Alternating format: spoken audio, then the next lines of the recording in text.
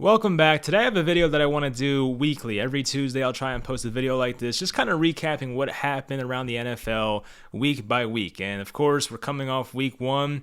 It's a typical week one. We saw some very surprising outcomes, some that we expected, and just some crazy finishes to some games. Even last night, for instance, the Baltimore Ravens and the Las Vegas Raiders, possibly Game of the Year candidate for how crazy of a turnaround that game was, from people celebrating on the field to Ravens getting the ball back to a fumble, and then, yeah, it was just a crazy game. But I'll try and touch on every one of these games. I'm one of those morons that sits on his couch and watches Red Zone all day. I went back and watched some of these games as well. But yeah, I'll kind of give my opinion on what I saw and all those type of things. But hopefully you guys enjoy this video. Leave in the comments your reaction to this week. What did you see that was impressive and what really surprised you? Any teams that you think might break out this year, teams that were too high on, let me know. Hopefully you guys enjoy this video, and let's get into it. By the way, if you are watching this video and not just listening to it, I made all these graphics of the score, the standings below. If you guys like that, I'll keep doing it. It took me like a good half hour to make. It shouldn't be as much time consuming in the future because I already made the template, but still, hopefully you guys enjoy that. But first off, we'll try and go in somewhat of an order here. So the Dallas Cowboys on Thursday visited the defending Super Bowl champion Tampa Bay Buccaneers. Dallas was very close to winning that game. It was 29-31. Tampa was the final score. And really the most important thing for Dallas Cowboy fans was how would Dak Prescott look? And honestly, he looked pretty impressive. He was hanging in there in the pocket, making all the tough throws. He showed some mobility. He didn't run too much, but he was able to evade the pocket, make some plays at some points. He may not have had the same zip on the ball that he's had in the past, and maybe that's a slight concern, but you don't need to have awesome arm strength to be a great quarterback. It helps, I get that, but you don't need it. And Dak Prescott looked very impressive. Now, Amari Cooper, CeeDee Lamb, two guys that dominated in this game, they did very well. And really what the Cowboys did was, it was a pretty smart, I think, offensive game plan. A lot of just quick screen passes and to the wide receivers and just these quick passes outside and one-on-one matchups with the cornerbacks. They were trying to avoid the middle of the field. Chris Collinsworth said the same thing. They want to avoid the Vita Vea and the Shaq Barrett, the JPP type guys, and Ndamukong Suh. They barely run the ball. I think Zeke had 11 rushing attempts and maybe Tony Pollard had like 2 or 3. They passed the ball a ton in that game. So I think that may be a future way to try and beat the Buccaneers because they're so good in their front seven. Yes, their secondary is good, but they are young back there, so there's a chance to maybe exploit the Buccaneers defense in that way. So we'll see if NFL teams follow that. As for the Buccaneers, typical, Tom Brady, he's not falling off yet, still at 44 years old, I think he is, still looking great. Rob Gronkowski looked amazing, AB, Godwin, all those guys looked really good. Mike Evans didn't get worked in too much. I mean, he had like a few catches, but not too much from him. But overall, I think Tampa Bay's offensive line played pretty well. The Tristan Wirfs versus DeMarcus Lawrence matchup was pretty fun. I mean, that was a back and forth matchup type thing. We didn't see like Lawrence wreck the game, but I think Tristan Wirfs did a pretty good job as well. And really, Dallas, I mean, look, do you want to say it's a moral victory? Sure, you could say that, but I do think Dallas fans have to be encouraged with what they saw. And I think Dallas plays the Chargers next week, so that might be a tough game as well. It should be a tough game for them, so they might be 0-2, but I think Cowboys fans have to look at that first game and say, hey, Dak looked good, our receivers looked good, our defense looked better than most people expected, so let's build off that. I think Dallas fans have to be excited, and of course the Buccaneers fans, I mean, to start off 1-0, ring ceremony game, can't ask for a better start. All right, on to the Sunday games, 1 p.m. The Philadelphia Eagles were on the road against the Atlanta Falcons, and I think Atlanta was favored by like 3.5, 3 coming to this game, and Philly destroyed them. 32-6, the Philadelphia Eagles won that game in Atlanta. And really the main talking point for Atlanta was the offensive line was non-existent. The PFF grades for some of their offensive linemen was this. Jalen Mayfield, who was a guard rookie out of Michigan, I believe, had a 28 PFF grade. Caleb McGarry, their right tackle, had a 46 grade. Matt Hennessy, their center, I believe in year 2 out of Temple, 52 PFF grade. And even Jake Matthews, their left tackle, who's a very solid player, had a 56 grade. I think the one guy that played well was Chris Lindstrom, who I think is their right guard. Could be left guard, I forget. But one of their guards played really well. But outside of that, the entire offensive line stunk. You saw that picture of Matt Ryan laying on the ground like this. Like it was just a rough game.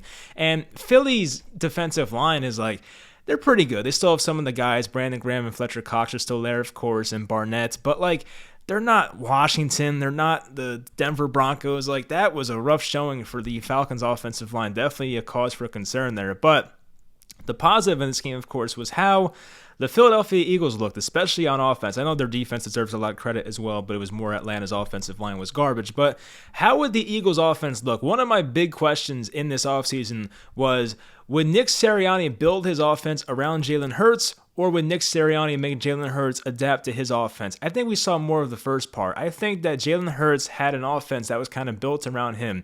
We saw some of the read option plays, and Jalen Hurts ran for like 70-something yards in this game. I mean, he might have ran for a touchdown, I forget. Maybe not, but he ran for 70-something yards.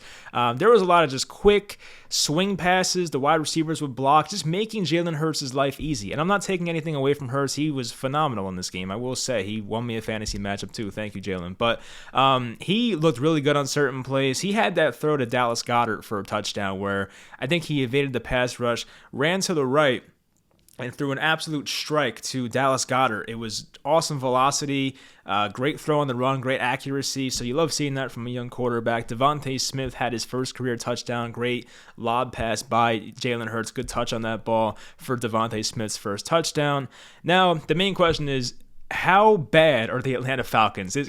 Should this be a week one overreaction? Because we see a lot of week one overreactions. Even last year, just to refresh your guys' memory, last year people said Baker Mayfield certified bust, Tom Brady's going to stink in Tampa Bay. What else? I mean, there was just a lot of just bad week one takes from last year. Even for the Giants, I mean, Darius Slayton's a wide receiver one, things like that. So, we can't overreact. But if you're a Falcons fan, new head coach here, I just, I do like Arthur Smith's offense. It speaks for itself, but I don't know how you put up 6 points against the Eagles. And the weird part is Atlanta's offense started off really well the first 2 or 3 drives. They were, driving down the field easily. They didn't convert. They settled for 2 Younghoe Koo field goals, but after that, their offense was non-existent. But, we saw Calvin Ridley have a really good first quarter. Kyle Pitts had his targets, didn't do all that much, but still, I am a bit concerned for Atlanta. I will say. I don't know how I feel about this team. Some people had problems taking a tight end 4th overall, so, we'll see how that one goes for them. Kyle Pitts is still a tremendous player, but some people thought that they should have taken the quarterback or traded back. I don't know. Atlanta is a team that definitely, it's not looking good for them because of the division they play in, of course, with even the Carolina Panthers, I think, will be an improved team. The Saints, of course, looked really good week 1, and Tampa Bay, we know who they are. So it might be a rough season for Atlanta, but we'll see how bad this gets as the weeks go on. Next game, this was interesting. The New York Jets, they were on the road to visit the Carolina Panthers, and the Jets lost by 5, 19-14. But this was interesting because the Jets quarterback of 3 seasons, Sam Darnold, was starting for the Carolina Panthers. Even Robbie Anderson, who a former Jets wide receiver, had a big touchdown in this game, played against the Jets. It was Robert Saleh's debut as a head coach. It was Zach Wilson's debut, quarterback for the Jets. It was a fun game, and the score doesn't really make it seem that fun. Carolina fumbled the snap on the 5-yard line. I forget if it was McCaffrey's fault or Darnold's fault. I have to go back and look. But, they had a bad botched snap basically or botched handoff on the Jets' 5-yard line at one point. But the main things of this game, the Jets' offensive line, I really thought over the offseason that Joe Douglas, the Jets GM, did a really good job of improving the offensive line. And maybe Carolina's pass rush is just really good. I love Brian Burns. Derek Brown out of Auburn is a very high pick. They have guys on that defensive line that are really good. But the Jets' offensive line did not leave many Jets fans encouraged for the future based on how that game went. And to make matters worse, Mekhi Becton, their left tackle, taken 11th overall in the 2020 draft, went down with a knee injury. And that's one of the main concerns when you take a guy who weighs as much as Mekhi Becton. We know that Mekhi Becton's a good player when he's on the field, but can a guy who weighs 350 pounds feasibly stay healthy consistently? I don't know. He kind of got rolled up on. It seems like a multi-week absence. I forget how long it is, maybe 6 to 8 weeks or something, maybe less, but he'll be out for multiple weeks. But I do feel bad for Becton, and I really did expect more from the Jets offensive line, but I guess it's only up from here, the positive way of thinking if you're a Jets fan. For Zach Wilson, he had his good moments. It was kind of like the Trevor Lawrence start to a lesser degree. He showed flashes of this is why the guy's a 2nd overall pick. That play where he rolled out and threw that strike of a touchdown to Corey Davis in the right side of the end zone. He had some plays, and Zach Wilson had an awesome play. It did result in a sack, but he did a great job of being kind of like Kyler Murray to a lesser degree, of just avoiding 3 or 4 pass rushers on the Panthers and just trying to buy more time. Unfortunately, resulted in a sack once again, but he has that ability to make things happen on a broken play. Now, the interception he had to Shaq Thompson, who played very well in this game, I think linebacker for the Panthers, that was a bad throw. And Thompson got one hand on it. He tried to fit it into a very tight window over the linebacker in front of the safety next to the corner. It was a tough throw for Zach Wilson. That was like the one really bad mistake he made in this game. He made a couple, but it wasn't too bad. Corey Davis, the big Jets offseason acquisition, I think it was 3 years, $45 million, had a couple touchdowns in this game. The Jets cut it to 5 at the end, as we know. They went for 2, didn't get it, and they had to get basically a 3-and-out for the Panthers, but McCaffrey ran for a first down, and that was all she wrote. But Sam Darnold, he looked pretty comfortable. He looked pretty good. I think Sam Darnold wasn't in a fair situation with the Jets. He had a pretty good season back in 2019, I believe, and he had a good December in his rookie year. I remember played very well in December that year in his rookie year. But Sam Darnold now has a better surrounding, with his team. I mean, his offensive line, we'll see how they go throughout the year. The Jets' defensive line is nothing amazing right now. I mean, they do have some guys, Rankins, Williams, and whoever, but still, I think that Sam Darnold did more than most people expected in this game. They should have, once again, scored another touchdown. The botched handoff killed them. But I think Sam Darnold laid out that great throw to Robbie Anderson. It was like a 70-something yard touchdown, I believe. They also had the pass down the left sideline to DJ Moore, who made a very impressive catch. I think Darnold did pretty well. Darnold also ran in the touchdown at one point as well. So Darnold looked pretty good. We'll see if he can build off of that. Yes, it's the Jets defense and all that. I get that. But I think Sam Darnold looked more comfortable than he has in a long time. I will say that. And the Panthers' young defense, and that's a group that I have a lot of confidence in. I like a lot of this Panthers' young defense they have. Guys like Yetur Gross-Matos had a big fourth down stop. I believe Tevin Coleman had a run to the left side, and Gross-Matos blew it up. I think he had a sack later as well. Derek Brown had a sack as well. And Jeremy Chin, their safety, second-round pick last year, very impressive player, had a really nice play on a deep ball against Elijah Moore. It looked like Moore had him beat, and Jeremy Chin was able to just break up that pass, made a nice play. So some of the young Panthers defenders definitely stepped up in this game. So, yeah, the Panthers fans have to feel good about that. When I think Carolina plays 2 easy teams coming up, I could be wrong. Maybe I'm thinking of the wrong team, but I think Carolina plays 2 easy teams coming up. Maybe they have a 3-0 type of start. We'll see. Matt Rule, year 2, definitely a big year for them. And as for the Jets, it kind of went as expected. The Becton injury sucks, but you saw enough from Zach Wilson to be pretty confident that this kid should be a good player as long as he's healthy. Now, Zach Wilson kind of went down, was slow to get up at one point in the fourth quarter. He got up, he was okay, but taking all those hits was scary. I think he got basically Derek Brown fell on top of him and maybe somebody else. It was bad. So, yeah, hopefully they keep Zach Wilson upright all season, but this game pretty much went as expected. I think the Vegas line was actually -5 for the Panthers, so they nailed that one. Next game we have was a somewhat low-scoring game. The Los Angeles Chargers beat the Washington football team 20-16. Now, the main takeaway in this game, Ryan Fitzpatrick, hip injury, out 6 to 8 weeks they have it as. And the question is, can the Washington football team survive with Taylor Heineke as their quarterback? And I personally thought that maybe they bring in Cam Newton, but I think Cam Newton is, I'm not positive, but I'm pretty sure Cam Newton is not vaccinated. Ron Rivera is very outspoken about people that are not vaccinated on his team. I don't know if that mesh will happen, so maybe not. Maybe they stick with Taylor Heineke. But the whole schedule breakdown for the Washington football team up until their bye. So this is the next 7 games here. So they play the New York Giants on this Thursday. As a Giants fan, I'm dead inside. I have no confidence in our team, really. But, maybe Washington can win that game. We'll see. They play Buffalo, Atlanta, New Orleans, Kansas City, Green Bay, and Denver. It is not an easy schedule. Yes, they can win the Giants and the Falcons game. Maybe they steal another one in there.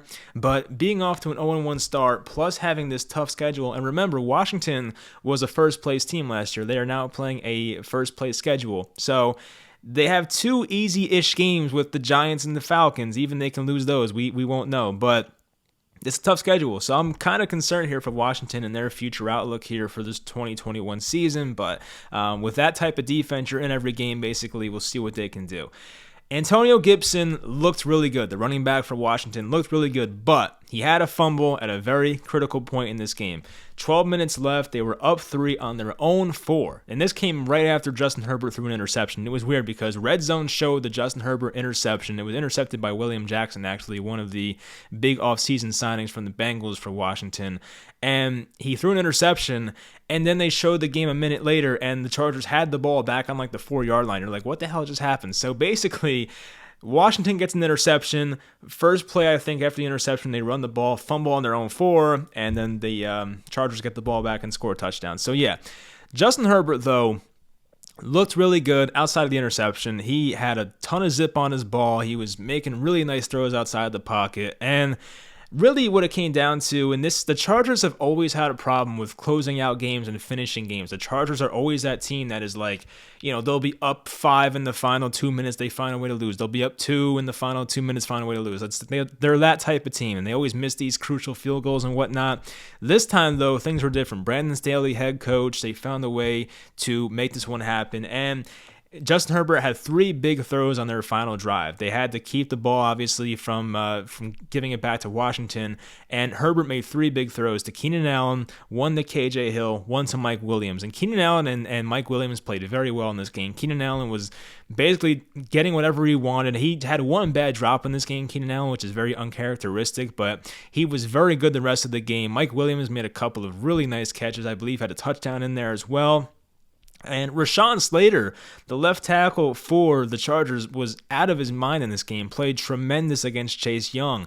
And I'm a person that, look, hand up, I wasn't sure if Rashawn Slater can come in here right away and be a really great player for this Chargers team. But, man, he looked awesome. So Chargers fans have to feel great about that. My team passed on him, so I personally hope that he doesn't turn out to be that great. But it's looking so far off to a great start for Rashawn Slater. It was great seeing Derwin James back for the Chargers. Derwin James has had a ton of injuries the past couple of years. I don't think he even played last year. So Derwin was amazing as a rookie and was hurt the last 2 or 3 years, but he was back healthy, had a couple of pass breakups. He looked really good. And also, this isn't really too important, but Terry McLaurin had an insane catch in this game. Nasir Adderley, safety for the Chargers, had a rough drive. He let up this big catch to Terry McLaurin. McLaurin had to adjust and made this crazy catch on the sideline. Go back and watch it. I'm sure if you search McLaurin catch, you'll see it. But Nasir Adderley gave up that big catch basically, then gave up a touchdown. It was a rough drive for him. And really the turning point in this game, outside of the fumble, was early in the fourth quarter. There was a missed 51-yard field goal by Dustin Hopkins, the Washington kicker. It would have made the score 19-13. So that was a pretty big turnaround in this game. But yeah, I have to include the kickers there as well. The kickers don't get praised, but when they miss a field goal, I'll let you guys know. All right, next game here, we have the 49ers. They had 41, Lions 33. They won by 8, and it should not have been that close. And by the way, I'll try to speed this video up because it's going to be an hour if I don't. But anyway, so the score of this game halfway through the third quarter was 38-10 San Francisco. They had this game won, it was over. And then somehow the Lions got the ball with 40-something seconds left and a chance to go down and tie. I'll go over that in a second here. So Detroit got the ball off a Deebo Samuel, who played out of his mind, by the way. He had almost 200 yards receiving, so can't blame him. But Samuel fumbled the ball on their own 30-yard line, not on Detroit's 30-yard line, on Detroit's 30-yard line, down 8 with 47 seconds left, but San Francisco held on, and Jared Goff had, he played pretty well, Jared Goff. I will say, for the most part, he threw a terrible interception to, I think it was Dre Greenlaw of the 49ers, a linebacker, but outside of the interception, he played pretty well. A lot of dump-offs to the running backs. I'm pretty sure that their running backs had a combined 16 receptions, I think. I'm pretty sure I wrote that down somewhere, but here it is. So their running back, DeAndre Swift, Jamal Williams, and TJ Hawkinson, their tight end, had 24 receptions combined. The next most on the Lions had 3, and I think Tyrell Williams got hurt in this game, so I will include that, but there was they were just going back and forth between 3 receivers on the Lions, basically. They found a way to keep that offense going. And yeah, Jared Goff, I think, played better than I expected. It was definitely, the Niners have a tough defense, as we know. And unfortunately for the Niners, they lost Jason Verrett, their corner for the year. And I feel so bad for Jason Verrett. I just spoke about Derwin James and all his injuries on the Chargers. Verrett was once a really good player on the Chargers, and he had 3 years in a row of not playing a game, basically. Maybe he played 4 games in that span, but he was injured year after year after year. Finally played last year, played very well, and I think he got paid again this offseason.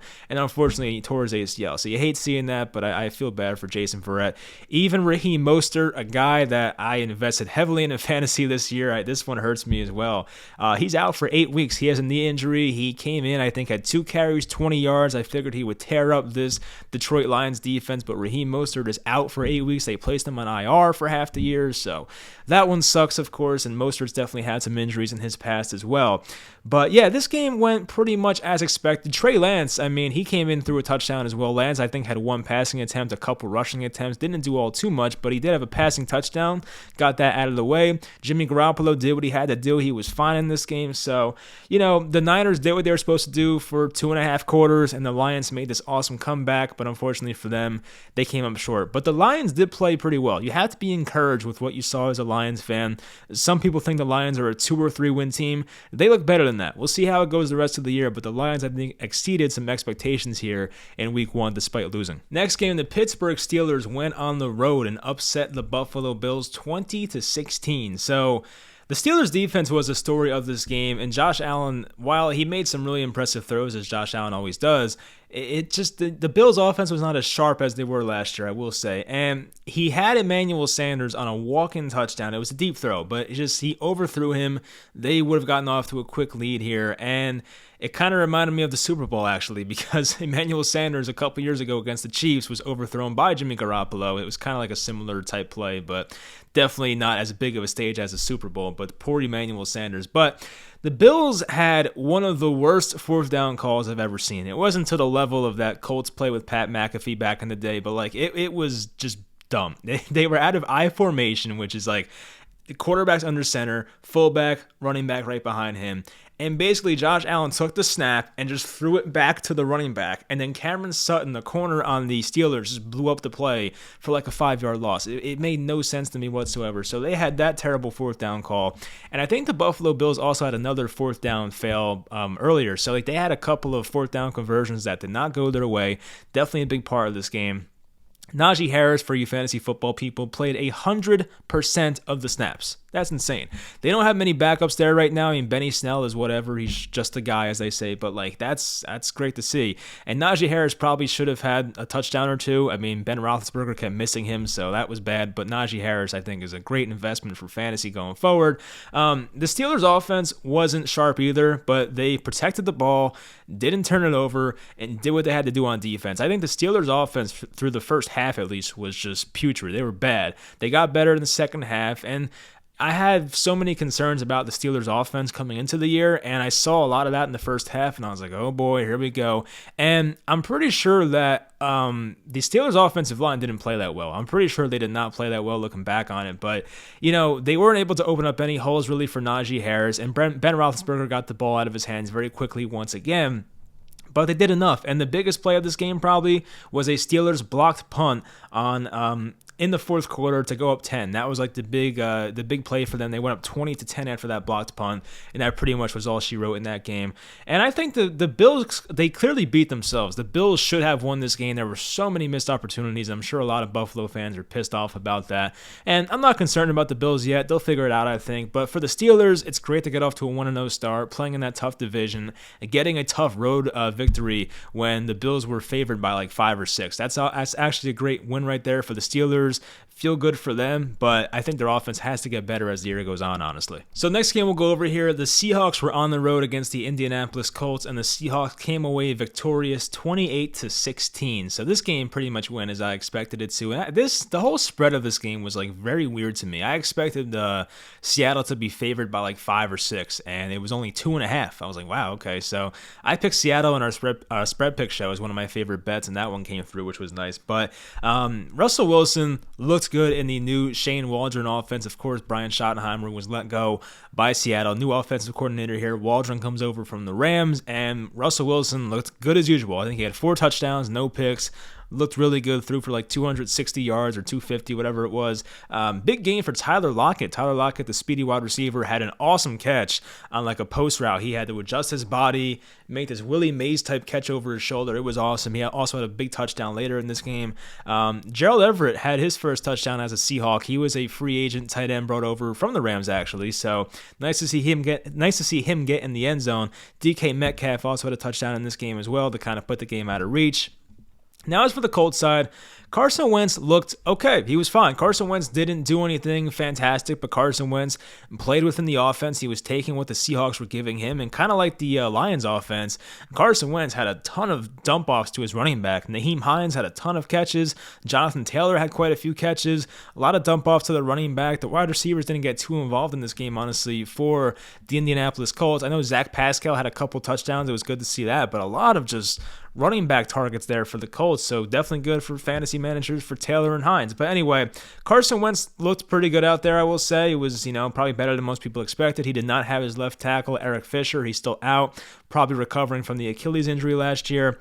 Now, one play in this game, Carson Wentz looked like he was injured. I think Red Zone might have started playing the injury music, and then, Carson Wentz got bent like a pretzel. It was ugly looking. One guy undercut him, one guy went on top, and he was just bent the wrong way. But he got up, he was fine, so it was good to see him healthy there. And, it pretty much went as expected there. I did expect the Seahawks to win by like 10 points or so that pretty much went down as expected. The Colts, though, I think Colts fans should be pretty encouraged by what they saw. Carson Wentz looked fine. He looked better than last year. So hopefully behind a better offensive line and a better offensive system, Carson Wentz looks good. And as for Seahawks fans, Russell Wilson looked amazing, pretty much as expected. Chris Carson fumbled. That was a problem last year or 2 years ago. I forget when it was. But Chris Carson fumble. That was the one downside for them, but of course they met out okay with the win. So yeah, that game went as expected, and the Seahawks start off 1-0 in that tough division. This was a fun game here. The Vikings were on the road against the Bengals, and the Bengals won in overtime at the buzzer. Time expired, 27-24. There's a lot to go over here, so I'll get through it. So the game was scoreless for the first 1.5 quarters. Finally, Adam Thielen found the end zone. He found the end zone twice in this game, actually. Jamar Chase, the 5th overall pick, hallelujah, he can catch a football. I'm sure all of us knew that, but for some reason the reports got so overblown about, Jamar Chase doesn't like the non-stripe on the ball like college, and it was just crazy. So I was happy personally to see Jamar Chase get the monkey off his back and go 5 for 101 and a touchdown. It was great to see that. Joe Mixon, the running back for the Bengals, had 33 touches, a ton. He was a big part of this game. He was injured for a lot of last year. Hopefully he's healthy. He's definitely a big focal point of this offense here for the Bengals. Dalvin Cook, he couldn't break off a big run. I think Dalvin Cook went like 22 carries for 66 yards or something around there. Dalvin Cook had some plays where he was getting like 7, 8 yards, but for the most part, Dalvin Cook is always breaking off a big run at some point. He couldn't do it, so credit to the Bengals defense for keeping him in check for the most part. And Kirk Cousins, I'll give Kirk Cousins his credit here. He had a clutch fourth quarter drive to go down and get the field goal. I think that the Vikings were down 3. There was probably like a minute left, and Kirk Cousins got them down the field to get in field goal range. And the Vikings kicker, who's not Dan Bailey anymore, I forget who it is, honestly. I'll figure out as the season goes on, but kicked a game-tying field goal. They went to overtime. Now, in overtime, Dalvin Cook fumbled, and the play stood. Now, I think looking back at the replay, Dalvin Cook, you can argue, may have been down. I'm not sure. I'm pretty sure the call on the field was a fumble. They stuck with that, and that pretty much changed the entire complexion of the game. Now, the Bengals had a 4th and inches after that. They had a 4th and inches. I think they were in I formation once again, and they did a play action and threw the ball to C.J. Uzomah, a guy who tore his Achilles last year, actually. Good to see him back. And Joe Burrow laid out a perfect lob pass for Uzomah, caught it, got in field goal range. Bengals kicked the game-winning field goal. So a very gutsy call there by Zach Taylor on 4th and inches. I'm sure the entire stadium thought they were going to run, and then they had that play-action pass to Uzomah, got the first down, and eventually got the win. So I picked the Vikings to win that game personally. Got that one wrong, but it is what it is. Good to see the Bengals start off 1-0 in that tough division once again, another tough division. But as for the Vikings, they're a team that I thought would improve. I had them as a potential breakout team. I saw some things I liked, things I didn't like. I mean, they did not have their left tackle, just like the Colts and Eric Fisher. Darisaw was out, so that was not good to see. But, the Vikings definitely should have won that game. I do think that. So it is what it is. The Bengals got it done. Good for them. Good to see that team in that city get off to a 1-0 start. Next game, the Jacksonville Jaguars were on the road against the Houston Texans, a Texans team that some people thought would not win a game this year. And their roster's not that good, I will say that, but they were very impressive in this game. Houston won 37-21. We'll go over Trevor Lawrence first, of course. That's the one guy that's probably like the main attraction for this game. Trevor Lawrence threw 3 touchdowns, 3 interceptions, but he did enough to make fans of Jacksonville probably think like, okay, we may have our guy here. Like, he had some very impressive plays, kind of like Zach Wilson showed the high-end plays, and Trevor Lawrence had some pretty smart plays as well. There were some screen passes that wouldn't develop. He would throw the ball on the ground. He was pretty smart. I did like what I saw in that regard. Had a really nice play for a touchdown to DJ Chark, one of the wide receivers of Jacksonville. I don't know if it was zone defense or what, but it looked like the corner was like passing off his guy to the safety, and Trevor Lawrence at the right time threw a strike to DJ Chark down the left sideline. It was a throw that definitely required some arm talent, and he got it there in time, and Chark got a touchdown on it. They used Laviska Shenault a lot in this game, so definitely some fantasy implications there for Shenault. Also made a couple nice throws to Marvin Jones as well. So, yeah, Trevor Lawrence looked pretty good, but he also had a few mistakes in there as well. So I think he'll build off that. Not the ideal debut, of course, but he should get better as the year goes on, hopefully. The Jaguars' defense, do they stink? I don't know. I mean, they have young guys on that defense, of course. And I think Josh Allen got a sack in there at one point. CJ Henderson's young. Miles Jack had a pretty good game from what I saw. But yeah, I mean, they may have their struggles, of course, defensively. That's kind of work in progress over there. Tyrod Taylor, a guy that the past few years has been screwed. He was supposed to be brought in by the Browns to be their starter for a little bit. He got replaced halfway through week 2. Baker Mayfield came in, never gave the job back. I think it might have been week 3 actually. But he also was supposed to be the starting quarterback for the Chargers last year. He went 1-0. A doctor punctured his lung, as we know. Justin Herbert came in, and he never gave the job back. So kind of a raw deal here for Tyrod Taylor the past few years, but he did look really good in this game. He had 291, 2 touchdowns, no turnovers. He looked fantastic. David Johnson had a touchdown in this game. Good to see that happen. Got a receiving touchdown. Mark Ingram had the most Mark Ingram game ever. 26 carries, 85 yards, and a touchdown. So definitely not the most efficient game with 26 carries, but he got them. Phillip Lindsay may have been in the doghouse because he fumbled a ball. It was a weird play. It was kind of like one of those speed option type plays, I think. And I'm pretty sure either Taylor or somebody pitched the ball to Lindsay, or it might have been just a regular pitch play, honestly. And Lindsay just didn't handle it. And I'm pretty sure they turned the ball over near the goal line. So I'm sure they did not like that. And he kind of took a back seat to Mark Ingram. So the whole running back rotation for Houston is going to be interesting throughout the whole year. Brandon Cooks had a couple of big catches there for Houston. Good to see that. And even Pharaoh Brown, a tight end that I wasn't really sure of heading into this season, but he looks pretty good in this game. I was kind of wondering, who is this Pharaoh Brown guy? He had 60-something yards, 4 or 5 catches. He looks pretty good in this game. So David Culley, 1-0 for his career. Urban Meyer in the NFL is 0-1. Next game, the Arizona Cardinals won 38-13 over the Tennessee Titans. I mean, that was not expected. I'm pretty sure Tennessee was favored coming into this game as well. So Kyler Murray, who last year started off the year playing like an MVP, hurt his shoulder, then kind of fell off in the second half, but he looked like an MVP in this game. He was phenomenal. Did have an interception, but outside of that, he was tremendous. And I just want to see what Kyler Murray can do healthy for a full 17 games. He might have 1,000 rushing yards and 40 passing touchdowns. He's that good. Kyler Murray's insane. Good to see that, of course. Christian Kirk, DeAndre Hopkins combined 4 touchdowns. They each had 2. Chandler Jones came back from injury. He had 5 sacks in this game. He looked phenomenal as well. Good to see that, of course, for Arizona. Even Isaiah Simmons, their first-round pick last year, I believe he was a top 10 pick. He had an interception and played very well in this game. J.J. Watts only had 2 tackles, but one of his tackles, I remember, was a big play. He came from the weak side to stop Derrick Henry from scoring a touchdown, so I think J.J. Watt made an impact there in the first game. Derrick Henry, speaking of him, 17 carries, 58 yards, so they kind of just did a really good job of not letting Derrick Henry get going here. And how much does the Arthur Smith loss as the offense coordinator going to hurt the Tennessee Titans? We know what Ryan Tannehill did for a year and a half under Arthur Smith, but now with a new play caller, can the Titans replicate the same offense they've had the past year and a half since Tannehill came over? We'll find out. Maybe the Cardinals' defense is very good. That could be it as well. I mean, the Cardinals have a lot of young guys that are talented, a lot of veterans, Chandler Jones, J.J. Watt, that are also talented, so maybe that's part of it as well. Julio Jones in his debut, coming over from the Falcons in the trade, had 3 catches, 29 yards. He had a drop in there, I believe, as well. Didn't look like his usual self. He looked fine, physically, he looked fine. He didn't look injured, but, he just didn't look like his usual self out there. I don't know what happened, but Elijah Molden, the guy that I was a fan of, I think the Titans picked him in the late second round this year. He got beat on a play by Christian Kirk, I believe it was, so don't want to see that, of course. But on the bright side, Christian Fulton, their year 2 corner, had a nice pass breakup. I think it prevented a touchdown. I don't know if it was A.J. Brown or Julio, I forget honestly, but he had a nice play in there. And yeah, the Titans defense, how concerned should we be about that unit? I mean, they weren't that great last year. The secondary was bad. They tried to add Janoris Jenkins. They added Elijah Molden, as I just said.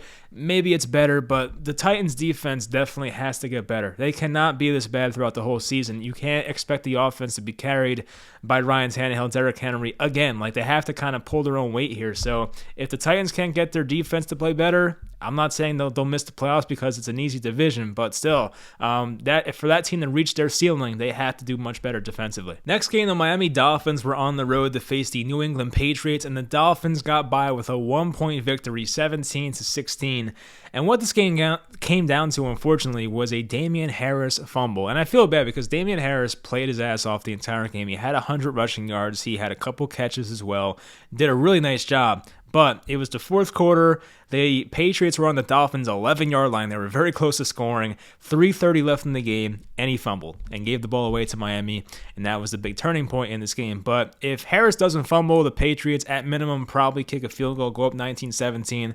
Then the ball gets put into his hands for a 2-minute drill to win the game. Unfortunately, we didn't get to see that happen. But if you're a Dolphins fan, hey, you'll take it. You'll take the victory. But as for Mac Jones, he looked pretty solid. 29 for 39, 281, 1 touchdown, no turnovers. I mean, he was taking the checkdowns when they were there, throwing to the flat when it was there. He was pushing the ball downfield sometimes to Jacoby Myers. I think that Jonnu Smith had a couple nice catches. Nelson Aguilar in his first game, he had 5 catches, 72 yards, and a touchdown. Good to see in his debut. Speaking of debuts, Jalen Waddle, he was the top 10 pick, I think 7th overall pick this year, maybe 6 or 7, I don't know, whatever it was. He was a high pick, though. He was 4 catches, 61 yards, and a touchdown. He looked really good, but he also had a drop on third down, have to include that. But outside of that one drop, Jalen Waddle looked like the real deal. Tua Tagovailoa, kind of the same last year from what we saw as a passer. Tua threw a horrendous interception. You just couldn't have it. He's a lefty, like I am, rolling to his right, kind of threw across his body, and just threw like a floater, basically, and the ball got tipped, it got intercepted. It was such a bad decision, but outside of that, it was a typical Tua game. He barely got over 200 yards passing. They didn't ask him to do all that much, but he did what he had to do. Had some nice throws to Devontae Parker in there, so he did his thing. He wasn't bad, but he also wasn't the most impressive either, so it was just a typical Tua game from last year. He also had a nice read option touchdown running it in, so that was good to see from him. The game was low scoring as expected, but overall, it's a big divisional win for the Miami Dolphins. And as for the Patriots, I still feel pretty good about them. I think they'll be fine, but it definitely sucks to lose this one that close and being because of a fumble. Next game, the Denver Broncos faced the Giants, and the Broncos won by a lot. That's my analysis. No, I'm kidding. But congrats to Broncos fans. You guys definitely deserve that one. Teddy Bridgewater played out of his mind. I mean, I don't know if it was our defense just not playing well or what, but Teddy Bridgewater went above and beyond, I think, what every Broncos fan expected. So he was great. Give him a lot of credit. Jerry Jeudy got hurt in this game. That was a big thing. He's out for, I think, 4 to 6 weeks, maybe 6 to 8. That sucks. Jerry Jeudy, I think, was on pace. Not on pace, but I did believe he was going to break out and have a big year this year. So it sucks to see that, but hopefully for their sake, a Tim Patrick or something can step up in his place. As for the Giants, same crap. Just Daniel Jones with a crucial turnover. Their offense was the same boring stuff with Jason Garrett. Nothing really happened. Saquon Barkley had 2.6 per carry. Kenny Golladay and Sterling Shepard played well. That's something. But, Daniel Jones as a pocket passer was fine. Wasn't fantastic, but he was fine. But most of the problem was the Giants' defense. I mean, the Giants' defense was a bright spot last year, and now, Teddy Bridgewater carves them up in week 1. Melvin Gordon had the long 70-yard touchdown that pretty much put the game away. And even KJ Hamler dropped a wide open touchdown. I don't know if you guys saw this one, but KJ Hamler ran a post route, beat the entire Giants defense, and just dropped one. It went right through his hands. So the score could have been worse, honestly. But yeah, I mean, it was disappointing. I mean, as a Giants fan, that definitely has realistic expectations. I didn't expect to win that game, but to lose by that much sucked. And the score honestly should have been 27-7 because the final touchdown came as time expired. So it was just bad. The Giants have to win week 2. Giants are in a must-win situation, in my opinion. We'll see what they do Thursday, but congrats to the Broncos for the 1-0 start. Next game, the Green Bay Packers were on, the road. I can't really say it's the road because they played in Jacksonville, but they played the Saints. And this was one of the bigger surprises of the week. This and the Texans game for sure.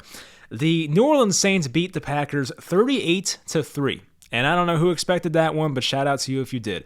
Jameis Winston played a flawless game. He had 5 touchdowns, no interceptions. He only threw for 148, only had 20 passing attempts, but they didn't have to do much because Alvin Kamara, he had 20 carries, 83 yards. Tony Jones behind him was 11 for 50.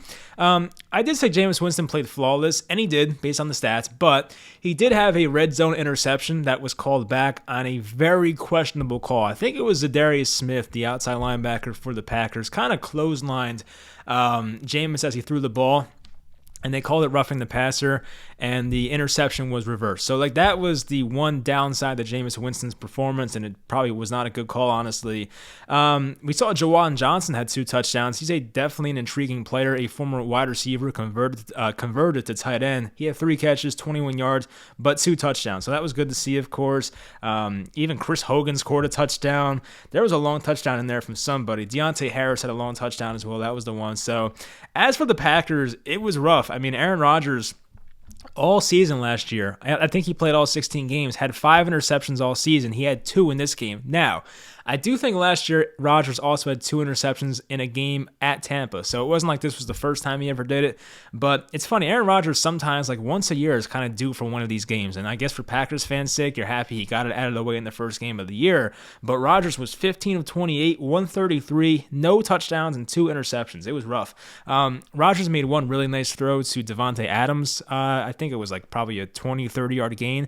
So that was the one good thing. But yeah, outside of that, I mean, it was a rough performance there for Rodgers. Hate to see that one. Aaron Jones was 5 carries, 9 yards. A.J. Dillon was 4 for 19. We saw Jordan Love come in. He was 5 for 7, 68 yards. So, he played okay. But definitely rough there for the Packers. I just did not expect that one. The Packers on third down were 1 for 10. I mean, that's probably why this game got so out of hand. But, yeah, it was unfortunate. I mean, I'm not, worried about the Packers right now, but they kind of have to have a bounce back here. I forget who they play week 2. We'll do the whole spread pick show. But the Packers definitely have to bounce back after that performance. And for the Saints, you have to feel good. Jameis Winston, protected the ball outside of that one play. Didn't count once again, but he protected the ball, did what he had to do. The Saints were running the ball. They played very good defense, as we know, and Saints fans got to be happy with that performance. Next, we have the Cleveland Browns. They were on the road against the Kansas City Chiefs, and that's where their season ended last year, ironically. The Cleveland Browns lost in the divisional round against the Chiefs in Arrowhead. It was a tough loss. And this one might have been even tougher, not because of the circumstances, of course, but just the way they lost this game was awful. The Browns had a key fumble by Nick Chubb in the third quarter, and the thing that really lost the Browns this game was I think the Browns were up 4, maybe 3, and they were punting from their own 15 or own 10-yard line. And their punter gets the snap, he botches it. But instead of picking it up and kicking again, which he had time for, I'm sure every Browns fan will tell you that he had time to kick it again, he decides to just run to the right and get no gain, probably lost a few yards, and the Chiefs got the ball, threw a touchdown to Travis Kelce, and that's pretty much all she wrote. Baker Mayfield threw a game-losing interception, I guess you can say. I guess in Baker's defense, he was getting brought down as he threw the ball. Maybe he was trying to throw it out of bounds, but then the tackle as he threw it kind of threw him off. But yeah, that was a rough game for Cleveland because the Browns got off to a quick lead. It might have been 14-0, I think, and the Browns had the lead the entire game until the later part of the fourth quarter. So it was not what you want to see if you're a Browns fan. We saw some typical Chiefs stuff. Patrick Mahomes had a crazy play where he rolled to his right, put everything he had into it, threw a touchdown to Tyreek Hill. So just typical stuff. Travis Kelce had a great game, of course, and Clyde Edwards-Helaire had a pretty good game as well. So the Chiefs did what they do. But if you're Cleveland, I mean, it sucks to just have, to beat yourself, really. They did it without Odell Beckham, who was kind of a late inactive, so we'll see if he's back next week. But Cleveland definitely should have been 1-0. Yeah, I definitely feel for those fans out there. It's tough. But anyway, the Chiefs get off to a 1-0 start, and the Browns look to rebound here in week 2. But I do think the Browns get Houston in week 2, so hopefully for their sake, they are able to handle the juggernaut of the Houston Texans. On Sunday Night Football, the Chicago Bears played against the Los Angeles Rams, and the Rams took this one 34-14. So we'll start with Chicago. The big thing, of course, Andy Dalton versus Justin Fields, and it did not start too well for Dalton, who threw a red zone interception. I believe the ball was tipped. I don't know if it was his fault or not, I forget, but he threw a red zone interception. That was definitely not good. And Justin Fields, kind of like Trey Lance, was rotated in there sometimes, and Justin Fields actually had a rushing touchdown in this game, but Justin Fields only had 2 pass attempts for 10 yards.